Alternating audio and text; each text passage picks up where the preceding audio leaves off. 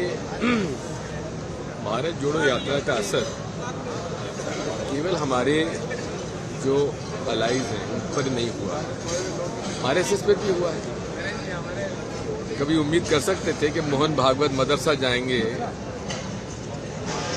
देखने के लिए, या किसी उसमें मस्जिद में जाएंगे, कभी उम्मीद कर सकते थे? वो भी जाने लगे। तो केवल असर हमारे अलाइज पे नहीं हुआ है, आरएसएस पे भी हुआ है। सर, लगातार आप आरएसएस की बात करते हैं, वजह क्या है कि आरएसएस एकदम बिल्कुल निशाने पर कांग्रेस ने ले रखी है और राहुल गांधी ने ले रखी है? ऐसा कुछ नहीं है, लड़ाई विचारधारा की। मैं तो उनसे हमेशा एक ही बात करता हूं, कि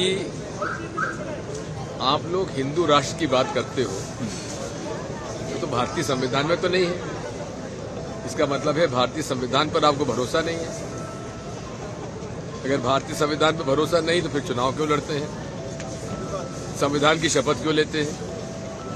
ये दो मुही बात अच्छी नहीं लगी। साफ करो कि आपको भारतीय संविधान पर भरोसा है कि नहीं है। अगर भरोसा है खुशी की बात है, और भरोसा नहीं है तो ऐसी बात सामने आओ।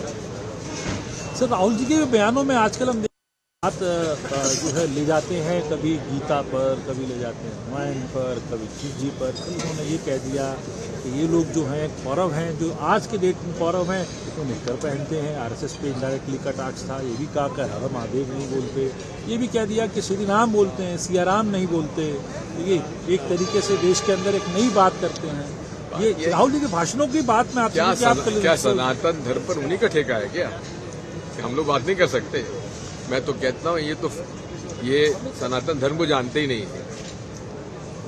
सनातन धर्म इतना व्यापक है जो विश्व को एक परिवार मानता हूं। सनातन धर्म वो है जो कि हर धर्म की इज्जत करता है, सम्मान करता है,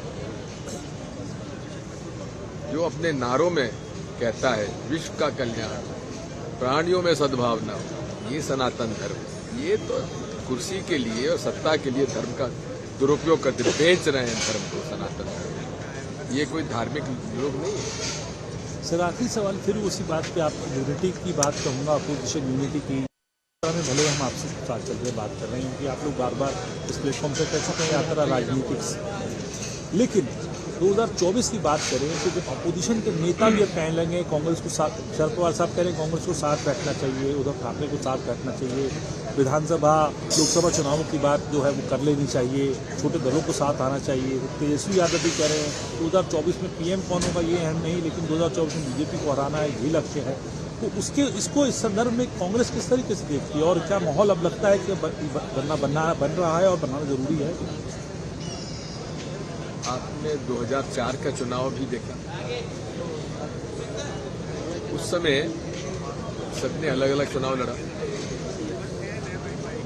लेकिन 2004 के बाद यूपीए बना, कॉमन मैन प्रोग्राम बना, और उसके आधार पर फिर सरकार चली, सफलता से 10 साल तक चली। महाराष्ट्र और बिहार का आपने जिक्र किया है, दोनों जगह हमारी कोalition है, और कोalition में अब नीतीश भी शामिल हो गए। तो इसलिए जो भी है, भारत जोड़ो यात्रा से उसको हम जोड़ भी सकते हैं, नहीं भी जोड़ सकते। इतना जरूर है कि इस देश में इस संघी विचारधारा से के खिलाफ तो लड़ाई लड़ना पड़ेगा, क्योंकि देश को बर्बाद करना है। गरीब और अमीर की खाई बढ़ती जा रही है, धार्मिक उन्माद फैलता जा रहा है, हिंसा और नफरत बढ़ती जा रही है। हिंसा और नफरत से देश मजबूत नहीं हो सकता। प्रेम, सद्भाव और सहयोग से ही देश आगे बढ़ेगा। आखिरी सवाल सर, उन लोगों को क्या कहेंगे जो कभी जिनको लगता है कि शायद तीसरे मोर्चे की गुंजाइश है, तो तीसरे मोर्चे की भी कोशिश करते हैं, कुछ दल ऐसे भी हैं चाहे वो तैयार है, हमें उससे कोई लेने देना नहीं।